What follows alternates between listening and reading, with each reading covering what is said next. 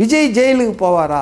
ஜெயிலுக்கு போகிறவங்க தான் பதவிக்கு வர முடியும், வரணும், பொறுப்பு எடுக்கணும்னா உதயநிதி ஸ்டாலினை பக்கத்தில் வச்சுக்கிட்டு இவர் கேள்வி கேட்குறாரா? இளங்கோவன் அவருக்கு தான் கேட்குறாரா?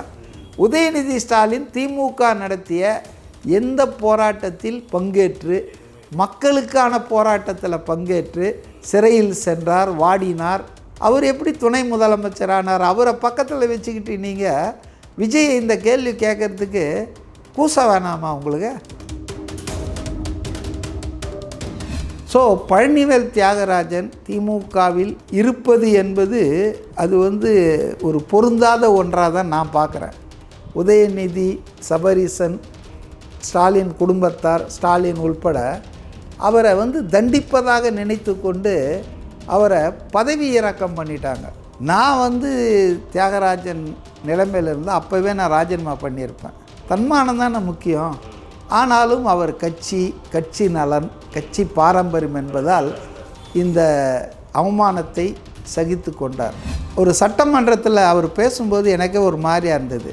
அவர் எழுந்து எனக்கு எந்த அதிகாரமும் இல்லைங்க, நான் இதெல்லாம் பண்ண முடியாதுங்க, அது நீங்கள் இவரை கேளுங்க, நிதியமைச்சரை கேளுங்க அப்படின்னு தன்னுடைய ஆற்றாமையை, தனக்கு எந்த அதிகாரம் இல்லாமல் டம்மியாக வச்சுருக்கிறத சட்டமன்றத்திலே அவர் பேசினார், வெளிப்படுத்தினார். ஸோ அவரை போன்ற புத்திசாலிகள், நியாயவான்கள், நாணயமானவர்கள் திமுகவில் இருப்பது என்பது கடினம்தான். மேயர் ராஜினாமா செய்து மதுரையில் பல மாதங்களாயும் அடுத்ததாக மேயரை தேர்ந்தெடுக்க முடியல. பெரும்பான்மை திமுக கிட்ட இருக்குது. என்ன அநியாயம் பாருங்கள். காரணம் என்னென்னா அங்கே இருக்கக்கூடிய கோஷ்டி பூசல் தான் திமுகவில். ஆனால் இதை பற்றிலாம் ஊடகங்கள் வாய் திறக்காது.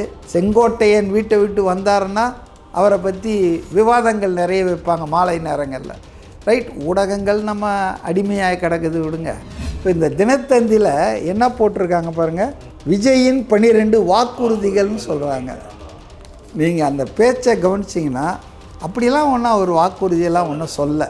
ஆனால் அவர் சொன்னதை பல பேர் தவறாக புரிஞ்சிகிட்டு இருக்காங்கன்னு தான் நினைக்கிறேன். ஊடகமே தவறாக ரிப்போர்ட் பண்ணுதே. விஜயுடைய பாலிசி எப்போவுமே பார்த்திங்கன்னா, மீன் பிடிச்சு கொடுக்காத, மீன் பிடிக்க கற்றுக் கொடு, உதவி பண்ணாத, அவனுக்கு ஒரு வேலையை கொடு, அவன் சம்பாரிச்சுக்கிட்டோம். ஆனால் அவர் என்ன நினைக்கிறாருன்னா, கையேந்தி எப்போதுமே அரசாங்கத்தை நம்பி இருக்கிற ஒரு ஆளாக தமிழ்நாட்டு மக்கள் இருக்கக்கூடாது. அவங்க சுயசார்போடு, செழிப்போடு, செல்வ செழிப்போடு, மகிழ்ச்சியோடு, திருப்தியோடு வாழணும். அப்படின்னா அதுக்கு தமிழ்நாட்டின் ஒட்டுமொத்த பொருளாதாரத்தை மேம்படுத்தணும்.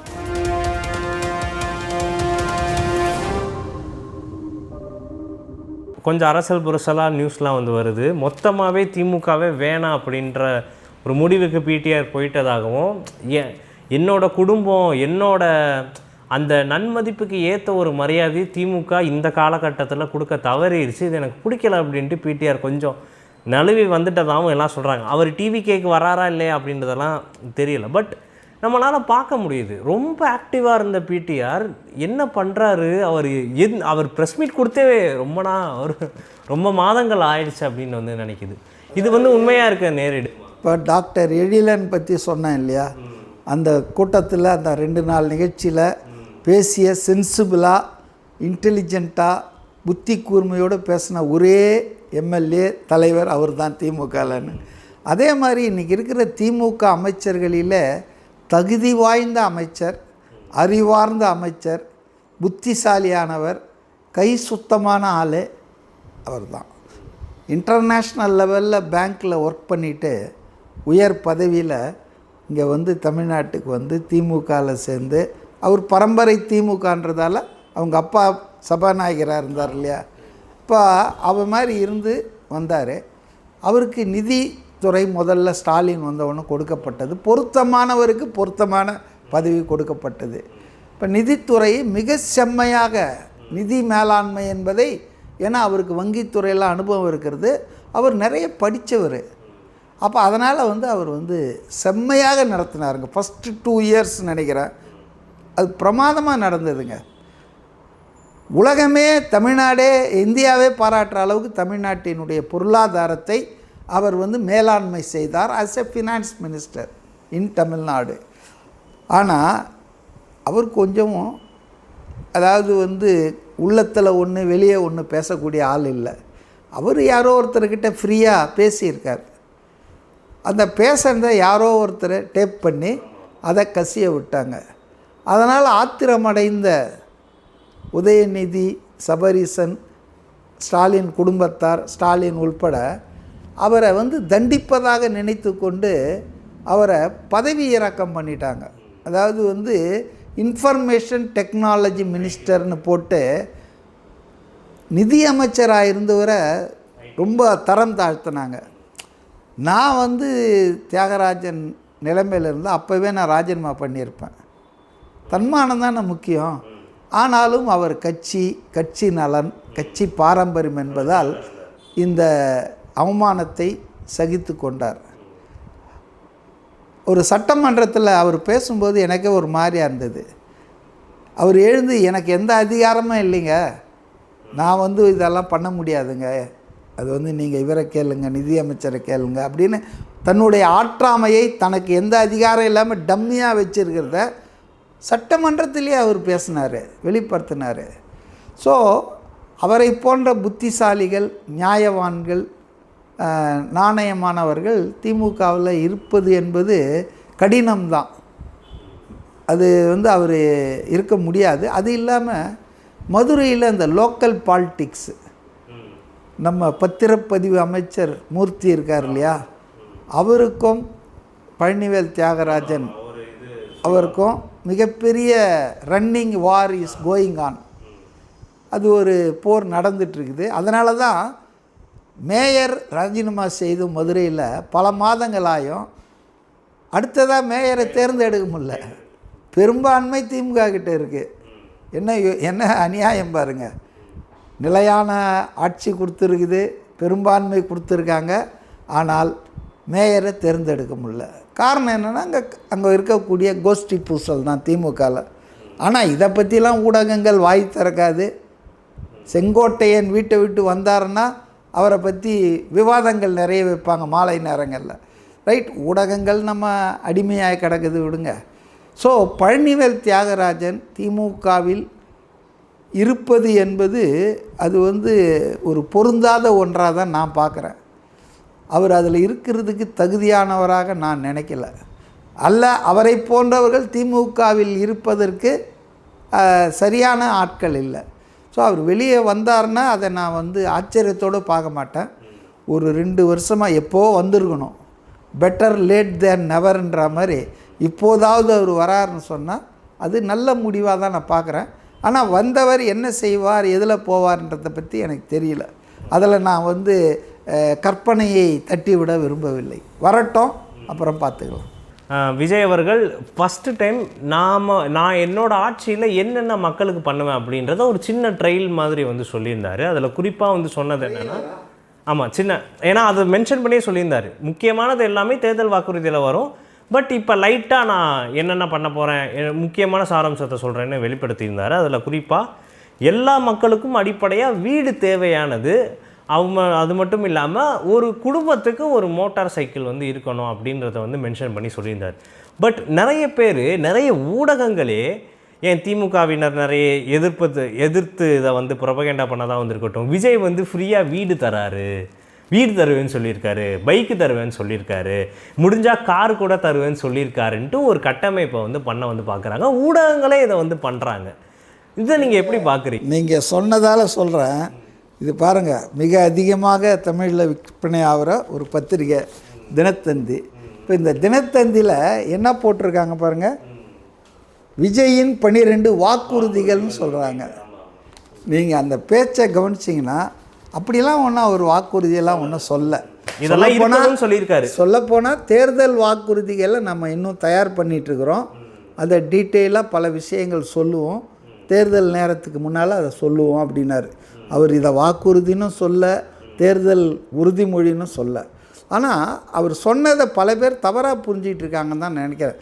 ஊடகமே தவறாக ரிப்போர்ட் பண்ணுதே தினத்தந்தி பத்திரிகையை. அப்போ சாதாரண ஆட்கள் தவறாக தானே, ஏன்னா நம்ம அப்படி தானே பழக்கம். கலர் டிவி வாங்கி, மிக்சி கிரைண்டர் வாங்கி, இப்படி எல்லாம் பொருளாக கைண்டாக வாங்கி தானே நமக்கு பழக்கம். அதனால் அவர் மோட்டார் சைக்கிள் தருவார் போல இருக்குது. கார் வேணாலும் கூட தருவார் போல இருக்கு அப்படின்னு நினைக்கிறாங்க. அப்படிலாம் சொல்லங்க. அவர் என்ன சொன்னார்னு சொன்னால், நான் இதை தருவேன் அதை தருவேன் அப்படின்லாம் சொல்ல. மாறாக மக்கள் ஒவ்வொருவரிடம் தமிழ்நாட்டில் இது இருக்கணும், ஒவ்வொருத்தருக்கும் நிரந்தரமாக ஒரு வீடு சொந்தமாக இருக்கணும், ஒரு மோட்டார் சைக்கிள் இருக்கணும், ஆசை தான். ஆனால் இப்போதைக்கு மோட்டார் சைக்கிள் இருக்கணும், ஒருத்தர் வீட்லேயும் நிரந்தரமான வேலை செய்கிற ஒருத்தர் இருக்கணும். இது எப்படி சாத்தியம்னா, பொருளாதார வளர்ச்சியை சிறப்பாக நம்ம செஞ்சோம்னா இது சாத்தியமாகும் அப்படின்னு சொன்னார். அது சாத்தியமான சாத்தியம். அதாவது விஜயுடைய பாலிசி எப்பவுமே பார்த்திங்கன்னா, மாசதுங் அந்த காலத்தில் சொல்லுவார், மீன் பிடிச்சு கொடுக்காத, மீன் பிடிக்க கற்றுக் கொடு, உதவி பண்ணாத, அவனுக்கு ஒரு வேலையை கொடு, அவன் சம்பாரிச்சுக்கிட்டோம். அப்போ அந்த மாதிரி. ஆனால் திராவிட கட்சிகள் பெரும்பாலும் அவங்க வந்து இலவசமாக கொடுத்து ஓட்டை வாங்கணுன்ற அந்த குறுகிய நோக்கத்திலேயே இந்த இலவச திட்டங்களை கொண்டு வராங்க. இலவசங்களுக்கு நாம் எதிரிகள் அல்ல, தாவேக்காவும் எதிரி இல்லைன்னு வச்சுங்களேன். ஆனால் அவர் என்ன நினைக்கிறாருன்னா, கையேந்தி எப்போதுமே அரசாங்கத்தை நம்பி இருக்கிற ஒரு ஆளாக தமிழ்நாட்டு மக்கள் இருக்கக்கூடாது. அவங்க சுயசார்போடு, செழிப்போடு, செல்வ செழிப்போடு, மகிழ்ச்சியோடு, திருப்தியோடு வாழணும். அப்படின்னா அதுக்கு தமிழ்நாட்டின் ஒட்டுமொத்த பொருளாதாரத்தை மேம்படுத்தணும். ஒட்டுமொத்த பொருளாதாரம் மேம்படுத்தணும்னா ஊழலை ஒழிக்கணும். நம்ம தமிழ்நாட்டை பிடிச்சிருக்கிற மிக முக்கியமான வியாதி எதுன்னு சொன்னால் ஊழல் தான். எல்லாத்துலேயும் ஊழல். இப்போ நீங்கள் பாருங்கள், டிரான்ஸ்ஃபார்மர் வாங்கினதில் ஊழல், மணல் எடுக்கிறதுல ஊழல், பாலம் கட்டுறதுல ஊழல், டாஸ்மார்க்கில் பாட்டிலுக்கு 10 ரூபா வச்சு ஊழல். அப்போ ஊழல் இல்லாத துறை, கக்கூசு கழுவுறதுல 400 கோடி ஊழல் வந்திருக்குதுன்னு டைம்ஸ் ஆஃப் இந்தியாவில் 2 முறை செய்தி போட்டாங்க. அதனால் ஊழல் இல்லாத ஆட்சி நிர்வாகத்தை கொடுத்தாலே பாதி பிரச்சனை தீர்ந்துருங்க. இப்போ உதாரணத்துக்கு கார்ப்பரேஷனில் 4000 கோடி ரூபாய் செலவு பண்ணதாக சொல்கிறாங்க, கணக்கு காட்டுறாங்க. இதுக்கு மழை நீர் அந்த வடிகால் திட்டத்தை ப்ராஜெக்டை சரி பண்ணுறதுக்காக. ஆனால் இன்றைக்கு என்ன நிலைமை, ஒரு 2 நாள் மழை பெஞ்சுதுன்னா கார்ப்பரேஷன் சார்பாக ராட்சத ஜென்ரேட்டருங்களை கொண்டு வந்து தண்ணி அரைப்பாங்க. அது ஒழுங்காக நடந்திருந்தால் இன்றைக்கி இது தேவையில்லையே. அப்போ 4000 கோடி எங்கே போச்சு? 3500 கோடி யார் பாக்கெட்டுக்கும் போயிடுச்சு. அரசியல்வாதி, அதிகாரி, அமைச்சர்கள் யாரோ சாப்பிட்டாங்க. வெறும் 500 கோடி தான் வந்து இந்த ப்ராஜெக்ட்டுக்கு செலவு பண்ணியிருப்பாங்க. அதுதான் டிசைடு ரிசல்ட் வரல. அப்போது ஊழலை கட் பண்ணோம்னா, ஊழலற்ற நிர்வாகத்தை நடத்தினோம்னா நிச்சயமாக we can do wonders அப்படின்னு. இப்போ உதாரணத்துக்கு நான் உங்களுக்கு வந்து 2 சட்டை வாங்கி கொடுக்கறதுக்கும், நீங்கள் உங்கள் சம்பாத்தியத்தில் உங்கள் கையில் காசில் 2 சட்டை போய் வாங்கிறதுக்கும் வித்தியாசம் இருக்குதா இல்லையா? அரசாங்கக்கிட்ட வாங்கிறது வந்து அது அவ்வளோ நல்லது இல்லை. அதே நீங்கள் போய் வாங்கிறது உங்கள் டேஸ்ட்டுக்கு ஏற்ற மாதிரி, உங்கள் ரசனைக்கு ஏற்ற மாதிரி அது மேலானது தானே. அப்போ நீங்கள் வாங்கிக்கிற மாதிரி உங்களை உருவாக்கணும்னு சொல்லியிருக்காரு. அதுதான் அதனுடைய அர்த்தம். மாநிலத்தின் வளர்ச்சியை, பொருளாதாரத்தை மேம்படுத்தி அதன் மூலமாக ஒட்டுமொத்த மக்களின் வாழ்க்கை தரத்தை மேலே கொண்டு போகணும். ஸ்டாண்டர்ட் ஆஃப் லிவிங்னு வாங்க ஆங்கிலத்தில். மக்களுடைய வாழ்க்கை தரம் மேலே போகணும். 2 சட்டை வச்சுருக்கிறவங்க கூடுதலாக ஒரு 4 சட்டை வாங்கி அரை டஜன் சட்டை வச்சுக்குவாங்க. அப்படி தான் அவங்கள வளர்க்கணும்னு சொல்லியிருக்காங்க. அந்த அடிப்படையில் தான் மோட்டார் சைக்கிள் வருது, சொந்தமாக வீடு வருது, இதெல்லாம் வருது. அப்படி இல்லாமல் 1,00,000 பேருக்கு நாங்கள் வந்து கார்டு வச்சுருக்கிறவங்களுக்கெல்லாம் மோட்டார் சைக்கிள் தரோம், அந்த மோட்டார் சைக்கிள் 1,00,000 கம்பெனியில் என்ஃபீல்டில் சொல்லி அவங்ககிட்ட கொள்முதலில் ஒரு கமிஷன் அடிக்கிறோம், அந்த மாதிரிலாம் இது விஜயுடைய நோக்கம் இல்லை. அது வந்து தவறாக புரிந்து கொள்ளப்பட்டிருக்கிறது. திமுகவினர் விஷமத்தனமாக பரப்புவாங்க. மிக்சியை போட்டு உடைச்சார் மெர்சல் படத்தில். ஆனால் இவர் வந்து இப்போ அவர் அப்படி சொல்லவே இல்லையே. ஏன்னா அது அவருடைய கோட்பாடே கிடையாது. அதனால் அது வந்து பொய் பிரச்சாரம் தாங்க, திசை திருப்புறாங்க. அறிஞர் அண்ணாலாம் வந்து அரசியல் கட்சியை தொடங்குந்து வந்து முதலமைச்சர் ஆகிறதுக்கு இல்லை. அதாவது அதன் மூலம் தாவேக்காவை வந்து விஜய் துவங்குவதே தமிழ்நாட்டின் முதலமைச்சர் ஆகிறதுக்காக தான் அப்படின்று கொச்சப்படுத்துகிறாரு, சிறுமைப்படுத்துகிறாரு. கொஞ்சம் வரலாறை நம்ம திரும்பி போய் பார்த்தோம்னா திமுக ஏன் துவக்கினாங்க? சில பேர், அண்ணா மட்டும் இல்லை, திராவிடர் கழகத்தில் இருந்தவர்கள் அதிலிருந்து வெளியேறி வந்து 1949 நினைக்கிறேன், ராயபுரத்தில் ராபின்சன் பூங்காவில் கொட்டும் மழையில் திமுக துவக்கப்பட்டது. திமுகவை ஏன் துவக்கினாங்க?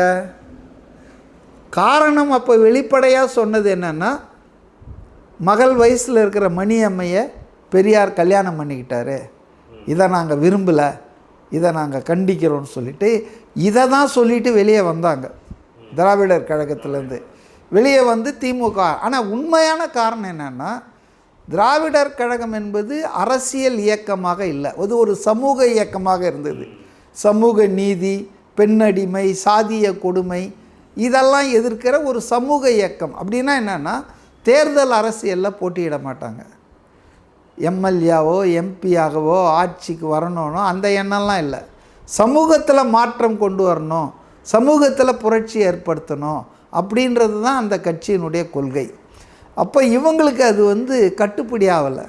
இவங்களுக்கு வந்து அரசியலுக்கு வரணும், ஆட்சி அதிகாரத்தை பிடிக்கணும், மந்திரி ஆகணும், மாநிலத்தில் காங்கிரஸை வீழ்த்திட்டு தங்கள் ஆட்சியை நிறுவணும் அப்படின்ற உண்மையான காரணத்தால் தான் இவங்க திமுகவை ஆரம்பித்தாங்க. மக்கள் சேவைக்காகலாம் சும்மா பேச்சு. மக்கள் சேவை அப்படியே செஞ்சுருக்கலாம், பெரியார் செஞ்ச மாதிரி செஞ்சுருக்கலாம். இவங்களுக்கு அரசியல் அதிகாரத்தை கையில் எடுக்கணும் அப்படின்ற தேவைக்காக தான் வந்தாங்க. அது தப்புன்னு நான் சொல்ல. நீங்கள் என்ன பண்ணாலும் உங்கள் கையில் ஆட்சி அதிகாரம் இல்லைன்னா மக்களுக்கு நீங்கள் எந்த நல்லதையும் செய்ய முடியாது. ஒன்றா அன்னதானம் பண்ணலாம், ரொட்டி வாங்கி கொடுக்கலாம், இலவச புக்கு கொடுக்கலாம், அது நலம் சார்ந்த வெல்ஃபேர் ஆக்டிவிட்டீஸ் நீங்கள் சொல்கிற மாதிரி அதை இவங்க செஞ்சுக்கிட்டு தானே இருந்தாங்க பல வருஷமாக. விஜய் மக்கள் இயக்கம் வந்து அதை தான் செஞ்சிகிட்டு இருக்காங்க. அதுக்கப்புறம் வேறு ஒன்றும் செய்ய முடியாது. ஒரு பாலம் கட்டணும், ஒரு பஸ்ஸு விடணும், ஒரு குளத்தை தூர் எடுக்கணும். அப்போ அரசாங்கம் செய்ய வேண்டிய வேலைகளை தனிநபரோ இயக்கமோ செய்ய முடியாது, அரசாங்கம் தான் செய்யணும். அப்போ தான் அவங்க மக்கள் இயக்கத்தை இவ்வளோ வருஷம் நடத்திய அனுபவத்தினா ஆட்சி அதிகாரம் நம்ம கையில் வேணும்டா, அப்போ தான் மக்களுக்கு நிவாரணம் கொடுக்க முடியும், நம்ம நினைக்கிறத மக்களுக்கு செய்ய முடியும்னு சொல்லி அதுக்காக தான் விஜயும் ஆட்சி ஆரம்பித்தார். அப்போ கட்சியை ஆரம்பித்தா ஆட்சியை பிடிக்கணும்ல, ஆட்சியை பிடிச்சா முதல்ல யாருன்னு சொல்லலாம்ல, அதை தான் அவர் சொல்லிகிட்டு இருக்காரு. இப்போ நீங்கள் என்னவோ பதவி வந்தால் கூட வேணான்னு சொல்லிட்டு போன மாதிரியே முதல்வருக்காக அவர் போட்டி போடல அப்படின்னா, திமுகவை துவக்கலைன்னா, ஏன் எம்பியாக இருந்தவர் 1967 தென் சென்னை நாடாளுமன்ற உறுப்பினராக தான் இருந்தார், சிஎன் அண்ணாதுரை. அப்புறம் எதுக்கு இங்கே ஜெயித்தவொன்னு திமுக அதை ரிசைன் பண்ணிட்டு வந்து இங்கே முதலமைச்சர் ஆனார். அதனால் அரசியலில் அதிகாரம் வேண்டும் என்று நினைப்பதற்கோ அதை எய்ம் பண்ணுவதற்கோ எல்லாருக்கும் உரிமை இருக்குங்க, அது தப்பு கிடையாது. ஆனால் ஏதோ இவங்க மட்டும்தான் என்னவோ அரசியல் இல்லாமல் மக்கள் சேவைக்காக கட்சி ஆரம்பித்தாங்களாம்.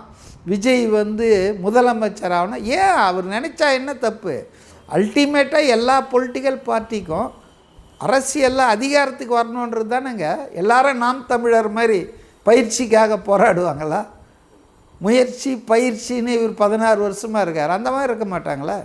அதனால் வந்து விஜய் வந்து அந்த வகையில் வந்து கரெக்டு தான், அவர் அதிகாரத்துக்காக. அதில் என்ன தப்பு இருக்குதுன்னு நான் டிகே இளங்கோவனை கேட்கணும்னு நினைக்கிறேன். அடுத்தது, விஜய் ஜெயிலுக்கு போவாரா? ஸ்டாலின் எதுக்கு ஜெயிலுக்கு போனார் அப்படின்றது வந்து அது நம்ம இப்போ அதை சொல்ல வேணாம். மிசா காலத்தில் ஜெயிலுக்கு போனார், ஆனால் மிசா சட்டத்தில் ஜெயிலுக்கு போகல. இதை மட்டும் இப்போ சொல்லலான்னு நான் நினைக்கிறேன். அப்போ விஜய் ஜெயிலுக்கு போவாரா? விஜய் ஜெயிலுக்கு போகிறாருன்னு. ஸ்டாலின் ஜெயிலுக்கு போனதால் தான் இன்றைக்கி இத்தனை வருஷம் மேயராக இருந்தார், அமைச்சராக இருந்தார், முதலமைச்சராக இருக்கிறாரு, பையனை துணை முதலமைச்சர் ஆக்கியிருக்காரு, பேரனை கொண்டு வரப்பாங்க. இதெல்லாம் அவர் ஜெயிலுக்கு போனதால் அப்படி தான் நடக்குது. ரைட்டு. இப்போ விஜய் வந்து இன்னும் எந்த பதவிக்கும் போகல. நான் இந்த இதை ஒத்துக்கலை. ஜெயிலுக்கு போகிறவங்க தான் பதவிக்கு வர முடியும், வரணும், பொறுப்பு எடுக்கணும்னா உதயநிதி ஸ்டாலினை பக்கத்தில் வச்சுக்கிட்டு இவர் கேள்வி கேட்குறாரா? இளங்கோவன் அவருக்கு தான் கேட்குறாரா? உதயநிதி ஸ்டாலின் திமுக நடத்திய எந்த போராட்டத்தில் பங்கேற்று மக்களுக்கான போராட்டத்தில் பங்கேற்று சிறையில் சென்றார், வாடினார். அவர் எப்படி துணை முதலமைச்சரானார்? அவரை பக்கத்தில் வச்சுக்கிட்டு நீங்கள் விஜய் இந்த கேள்வி கேட்குறதுக்கு கூச வேணாமா உங்களுக்கு? அதனால் டிகேஎஸ் இளங்கோவன் நல்லவர், நல்ல மனிதர், பண்புள்ளவர், திமுகவில் இருக்கிற ஒரு சில நான் மதிக்கிற ஆளில் ஒருத்தர். ஆனால் அவர் பாவம் தர்ம சங்கடம், செய்தி தொடர்பாளர் ஆகிட்டார். இப்போ ஏதாவது சொல்லி தானே ஆகணும், அதுக்காக அவர் பதில் சொல்கிறாரு.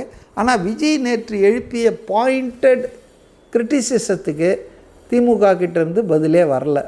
வந்திருக்கிறதுனா நாங்கள் தற்கூரின்னு சொல்லவே இல்லைன்றா அபாண்டமான அண்டப்புழுகு தான் வந்திருக்குது. உண்மை இல்லை அது. உங்களோட நேரத்துக்கு ரொம்ப நன்றி சார். மீண்டும் இதே மாதிரியான இன்னொரு அரசியல் காணல நம்ம நேர்காணல் சந்திக்கலாம். Thank you sir. தேங்க்யூ.